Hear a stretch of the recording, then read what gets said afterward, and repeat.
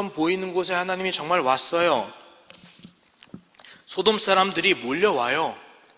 어린아이, 소년들, 딱 어떤 나이 때예요? 순수함이 있는 나이 아닌가요? 천국이 이와 같은 자의 것이니라, 그런 나이 아닌가요?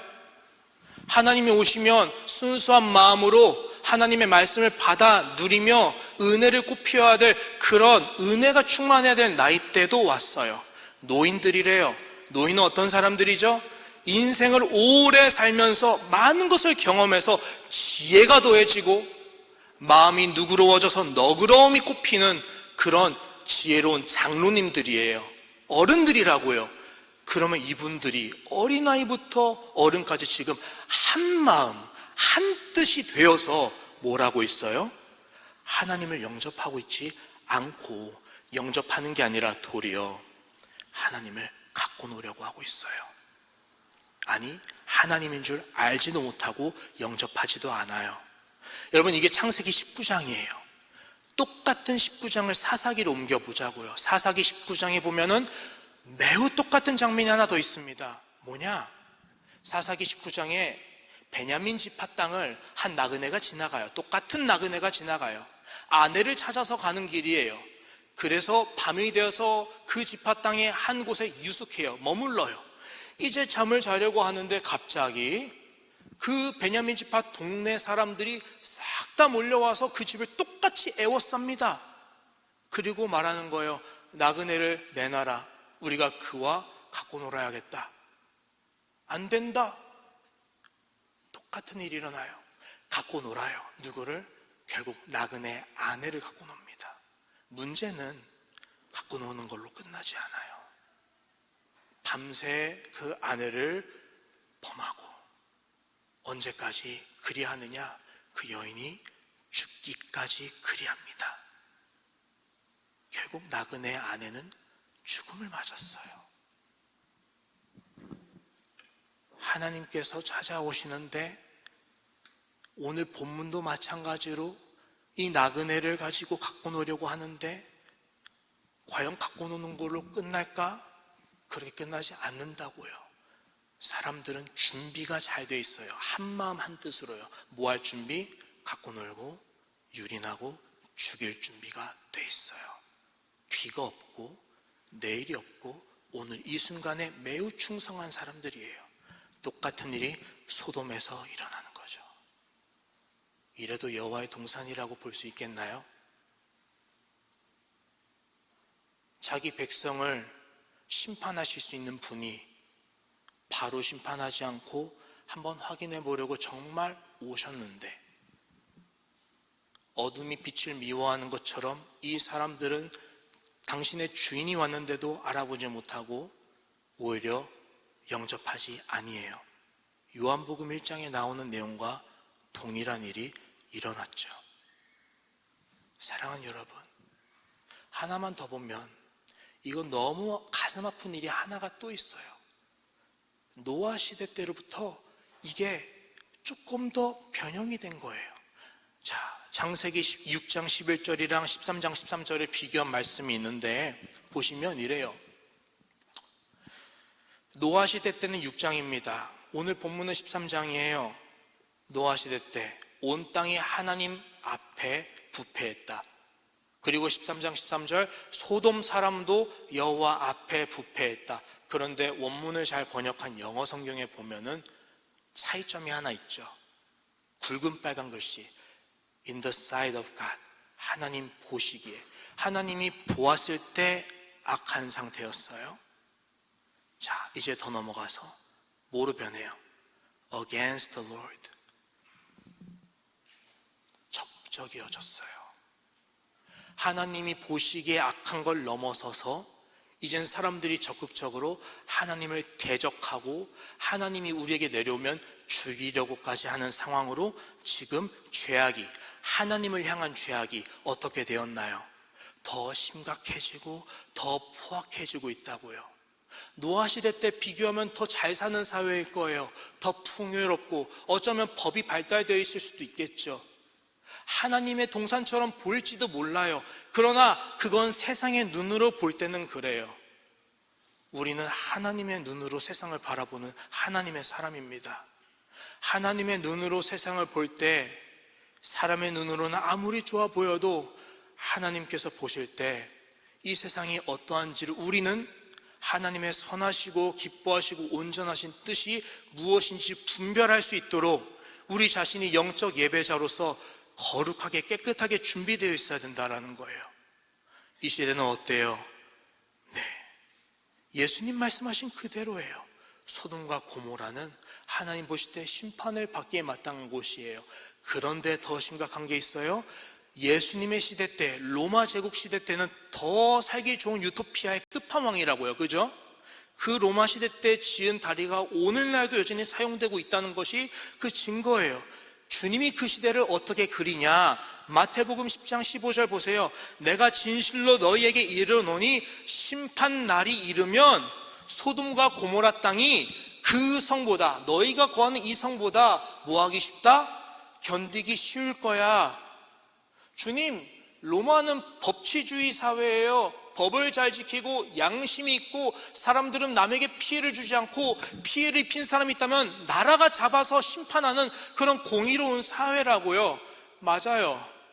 사람의 눈에 볼 때는 공의로워 보여요. 하나님에 대해서는 이 사회는 얼마나 더 against 됐을까? 이걸 사람들은 생각하지 못해요. 예수님은 그걸 말씀하시는 거예요.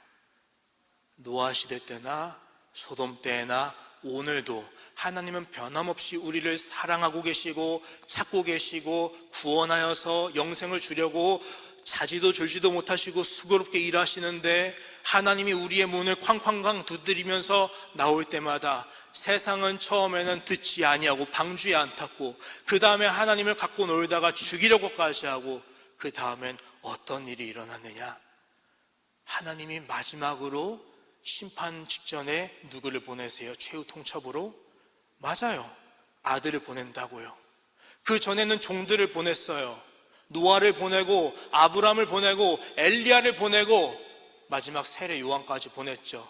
다들 어떻게 취급당했나요? 세상으로부터 미련하다 취급받았어요. 너 왜 십자가 지니? 너 왜 하나님의 거룩을 위해서 어리석게 사니? 미련해, 멍청해. 십자가에 돌을 두고 세상은 한결같이 말했다고요. 어리석다고요. 그러나 하나님은 우직하게 십자가만 가지고 전해왔어요. 왜? 십자가를 보라고, 방주를 보라고, 소돔과 고모라를 보라고, 내가 오래오래 참고 있었음을 봐보라고. 그래도 사람들은 하나님을 존중하지 않고 하나님이 보내는 종들을 다 잡아 죽이거나 갖고 놀았죠. 주인은 마지막까지 이 사람들을 사랑했어요. 내가 끝끝내 심판은 못하겠으니까 내 아들을 보내면 이들이 나를 존중하리라 해서 실로 그 아들을 보내셨죠. 어떤 일이 일어났어요? 말씀이 육신이 되어 이 땅에 오셨는데 아무도 그 주인을 알아보는 영접하는 백성이 없었어요. 도리어 그들은 그 주인의 아들을 사로잡았죠. 죄인처럼 사로잡고 손발을 묶고 얼굴에 침을 뱉었고 주먹질을 했다고 했죠. 그걸로 끝나지 않아요. 온몸에 옷을 다 벗겼다고 해요. 그 옷을 서로 제비 뽑아 나누며 놀이객감으로 취급하며 즐겼다고 해요. 즐거워했어요. 아들의 고난을. 그걸로 끝나지 않아요. 이 사람들은 나무를 엮어서 십자가를 만들었네요. 그 아들로 하여금 넌 죄 때문에 이 십자가를 지는 거다. 죄가 없는 분을 십자가를 지어서 골고다를 오르게 했어요. 그리고 십자가에 못 박죠. 못 박히실 때 그 아들은 하나님께 말했어요. 아버지 심판해 주세요가 아니라 아버지 저들을 뭐 해주세요?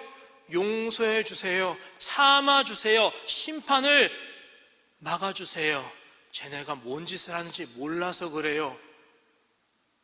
마지막에 숨을 거두시기 직전에 이 말을 남기시고 거두시죠.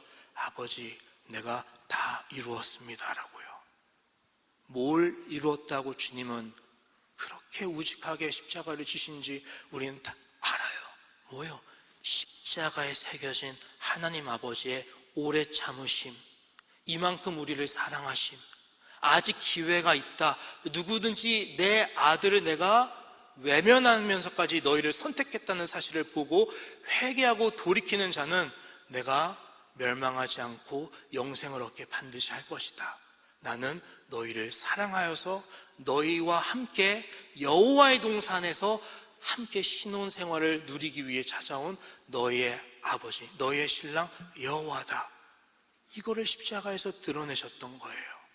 여러분, 오늘 소돔과 고모라에 담긴 이야기가 결국 우리에게는 뭐로 다가오느냐? 하나님 아버지의 사랑과 십자가가 담겨 있어요.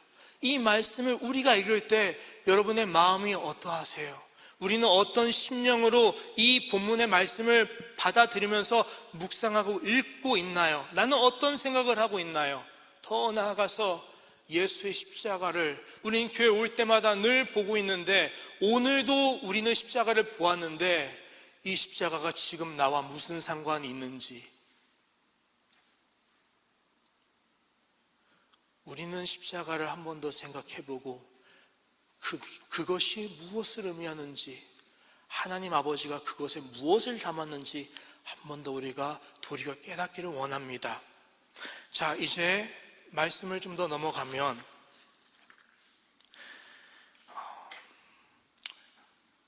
하나님께서 이제 직접 소돔을 찾아가시죠. 그런데 오늘 본문에 그 사건이 일어나요. 찾아가셨는데 이제 누가 막아서냐면은 아브라함이 막아섭니다. 아브라함이 막아서면서 하는 말이 있어요. 뭐라고 말하느냐? 하나님, 50명 있으면 용서하지 아니하시겠습니까? 근데 18장 23절을 한번 자세히 보세요. 23절부터 25절까지 자세히 보세요.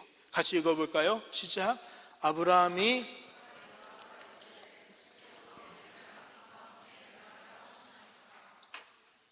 그 성 중에 의인 50명이 있을지라도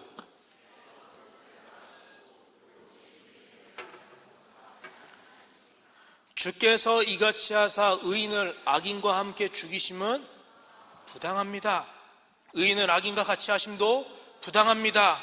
세상을 심판하시는 이가 정의를 행하실 것이 아닙니까? 와우, 매우 도발적인 얘기를 하고 있어요.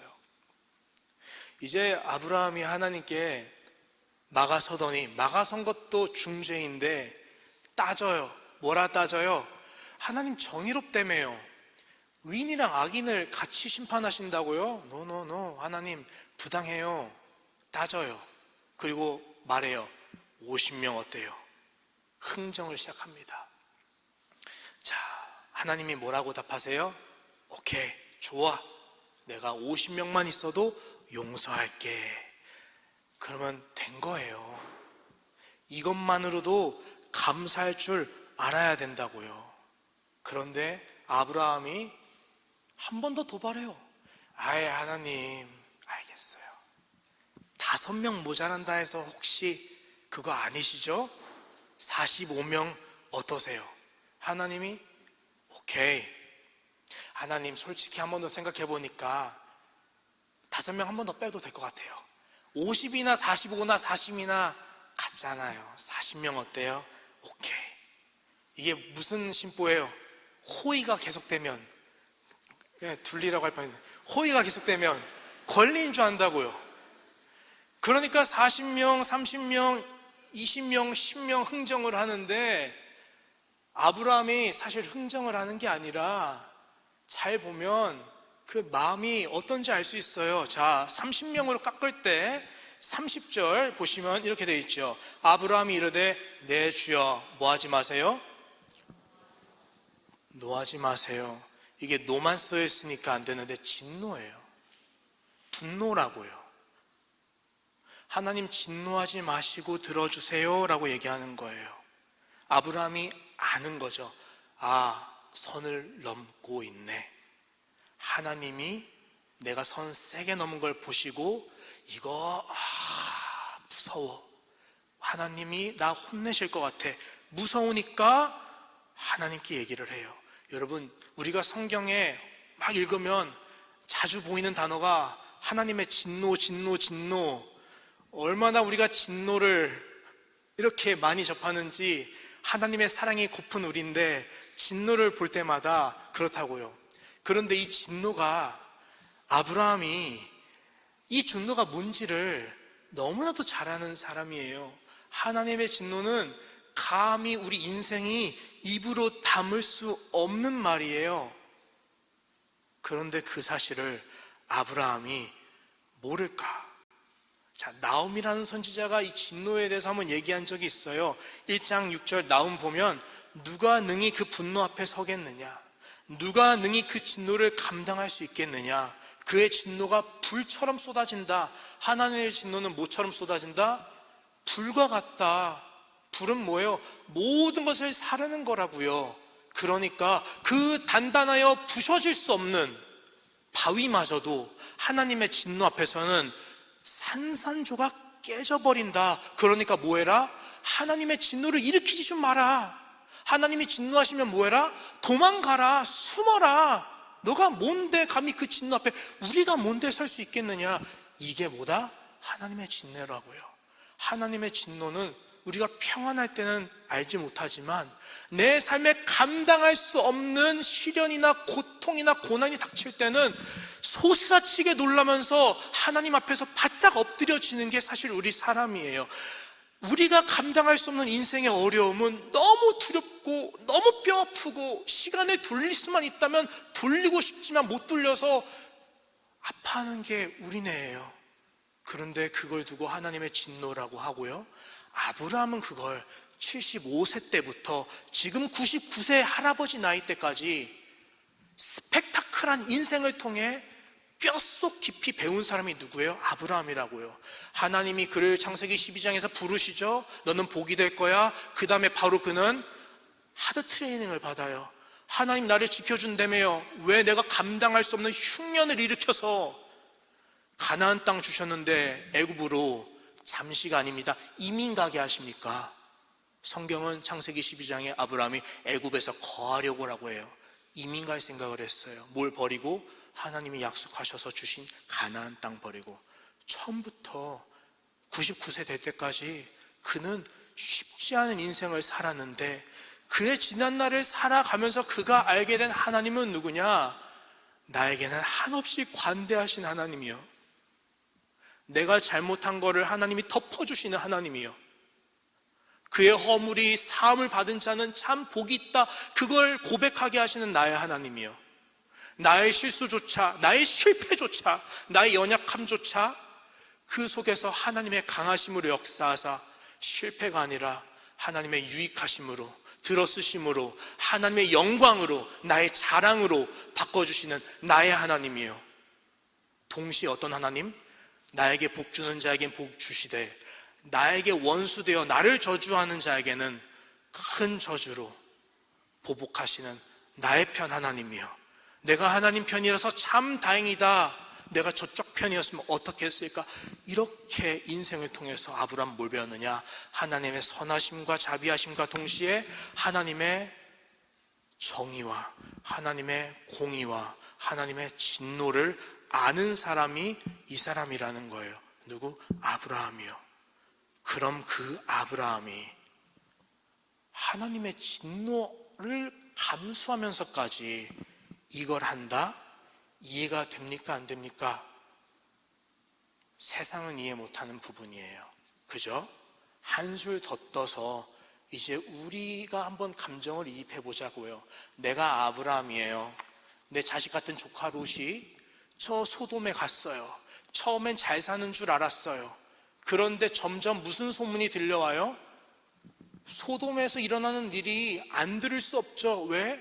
내 자식 같은 녀석이 저기 있는데 궁금해서라도 종 보내고 내가 직접 몇 번 찾아가보고 며느리 잘 살고 있냐 한번 물어보고 싶고 그런 마음으로 가는데, 가면 아우 삼촌 오셨어요. 소돔과 고모라 살기 좋죠?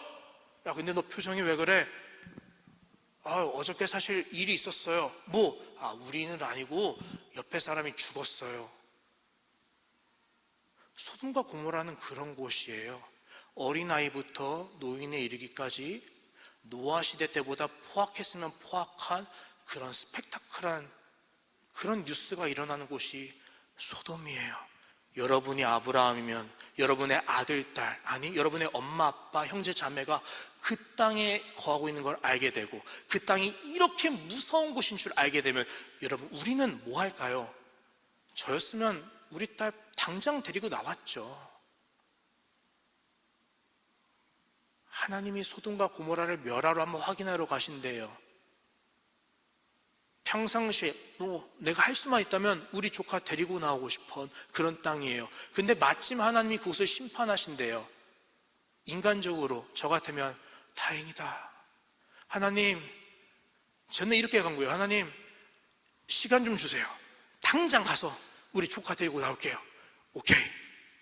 이렇게 할 것 같아요.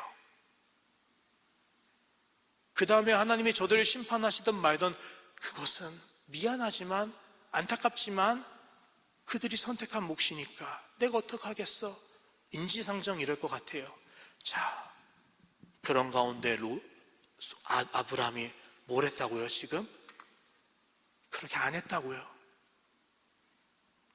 내 사랑하는 나의 주 하나님을 모욕하는 저 소돔과 고모라 땅을 하나님과 함께 진노해서 주여 우리가 불로 명하여 저 마을을 쓸어버리라 하리까? 안드레 요한처럼 야고보와 요한처럼 얘기할 수 있다고요. 근데 그렇게 안 해요. 성숙한 사람처럼 세상이 이해 못하는 말을 하고 있어요. 하나님 안 됩니다. 하나님 앞에 막아서서 하나님 안 돼요. 멸망시키시면 안 돼요. 그러면 롯 구원해 줄까? 그게 아니라요. 저 전체를 멸망시키시면 안 돼요. 의인이 있으면 하나님 부당합니다. 알았어. 50명 생각해 봤는데 하나님 안 돼요. 제가 봐도 저긴 답이 없어요. 10명까지는 답 주세요. 오케이. 대체 왜? 세상은 이걸 이해할 수 없고요, 세상은 설명도 할 수 없는 일이고요, 세상은 감당할 수 없습니다. 다시 말하지만 오늘 우리는 하나님의 시선을 보고 있어요. 하나님의 눈에 소돔과 고모라는 여호와의 땅이 아니에요. 세상의 눈으로는 우리는 이곳을 심판할 수 있어요. 그런데 하나님의 눈으로는 어떤 땅일까요? 심판을 바로 할 수 없는 곳. 한 사람이라도 천하보다 귀한 영혼이 있다면 나는 그곳을 심판하기 전에 내가 뭐하는 곳? 직접 가는 곳이에요. 하나님은 아세요. 내가 소돔과 고모라에 곧 들어가서 무슨 일이 내게 벌어질지 하나님 자신이 아신다고요. 어떤 일이 벌어질까요? 애워싸겠죠? 나오라 하겠죠? 갖고 놀겠다 하겠죠? 죽기까지 너를 죽이겠다 하겠죠? 누굴 향해서? 나 하나님을 향해서. 알고 계신다고요. 그럼 알고 있는데 죽으러 가는 사람이 있나요? 미련한 사람 맞아요. 세상의 말이 맞아요. 미련하고 의미 없고 무가치해 보일지 몰라요. 그런다고 해서 그 사람들이 마음이 변하냐? 모르겠어요. 그런데 그 무가치해 보이고 미련해 보이는 십자가를 위해서 하나님은 지금 뭐 하는 거예요? 소돔을 향해서 한 걸음씩 한 걸음씩 다가가고 계시는 거예요. 그러면 아브라함의 눈으로 볼 때 하나님의 모습, 소돔을 향해서 아브라함 집에서 출발하신 하나님의 뒷모습과 하나님의 눈물과 하나님의 심정은 어떠했을지 다른 시선으로 볼 수 있어야 돼요. 뭐가 느껴질까요? 아버지의 마음이죠. 어떤 마음? 아무도 멸망하지를 원하지 아니하시는 마음, 오래 참고 누르고 계시는 마음, 당장 심판할 수 있는 땅을 심판을 참아 못하고 기다릴 수밖에 없는 마음. 아니, 한 사람이라도 좋으니 끄집어내려고 자기 생명을 갖고 십자가의 길을 걷고 계시는 예수 그리스도의 그 마음을 아브라함이 보는 거예요. 그래서 오늘 본문 성경을 보면 아브라함이 언제 이 고백을 하고 있는가를 나타내고 있는데 그게 뭐냐? 22절입니다. 22절. 그 사람들이, 여호와를 포함한 사람들이 거기서 떠나서 소돔으로 향하여 출발을 합니다. 아브라함은 어디 앞에 서요?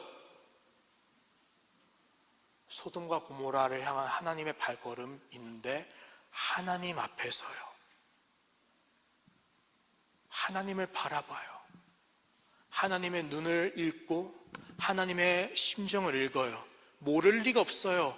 아브라함은 하나님을 너무 사랑하는, 하나님을 알아보고 하나님을 영접한, 하나님의 시선으로 세상을 바라보고 하나님이 우리에게 오셨는지를 알아챌 수 있는 하나님의 사람이 맞거든요. 그가 본 것이 뭐냐? 하나님 같이 세상을 심판하시죠가 아니라 심판하기 전에 세상을 오래 참고 기다리고 한 사람을 찾아, 잃어버린 어린 양 한 사람을 찾아 떠나시는 아버지의 마음을 보고 있어요. 그래서 아브라함은 고백하지 아니할 수 없는 거예요. 누가 나를 위하여 저들에게 갈고, 예 주님, 제가 여기 있어요. 내게 주신 마음 내가 바라겠습니다. 말씀하옵소서, 주의 종이 여기 있나이다. 듣겠습니다. 나는 저들이 멸망하지를 원하지 않는다. 근데 저들의 부르짖음이 너무 심각하다. 내가 확인하지 아니할 수 없다. 하나님, 이런 건 어떻습니까? 50명이요, 45명이요, 40, 30, 10명까지요. 이 고백은, 아브라함의 고백은 이거예요. 하나님, 저들을 용서해 주세요.